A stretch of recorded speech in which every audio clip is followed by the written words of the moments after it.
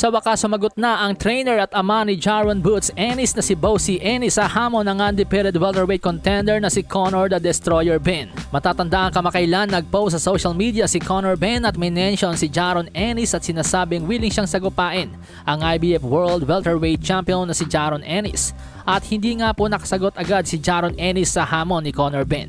Pero nitong linggo lang mga amigo, sa panayam sa ama ni Jaron Ennis na si Bossy Ennis, sinabi nito ang dahilan kaya't hindi nila pinalagan si Conor Benn. Heto nga po ang diga ni Bossy Ennis. Wala daw po sa top 15 si Conor Benn sa welterweight rankings.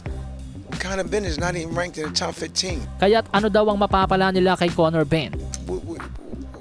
He's not in the top 15. He ranked number 19, man. And what good is us fighting him? He don't have nothing.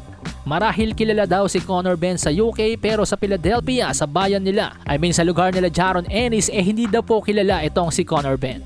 And he's known over in the UK. Nobody really in Philly. They don't know him. They don't know him. Paabante daw ang biyahe nila Jaron Ennis at hindi pa atras kaya walang sense kung lalabanan pa nila si Conor Benn sa ngayon.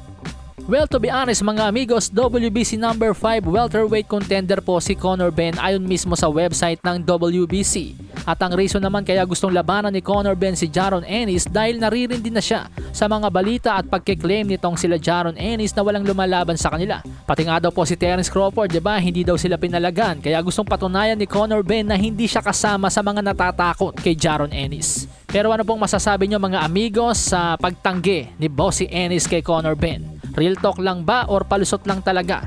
Kayo na po bahala ang humusga mga amigos. Samantala sa iba pang balita mga amigos, posible pong makuha ni Eddie Hearn ng matchroom itong si Jaron Ennis sa susunod. Pag-amin nga po ng ama ni Jaron Ennis na si Bossy Ennis, associated pa rin sila kay Stephen Espinosa ng Showtime.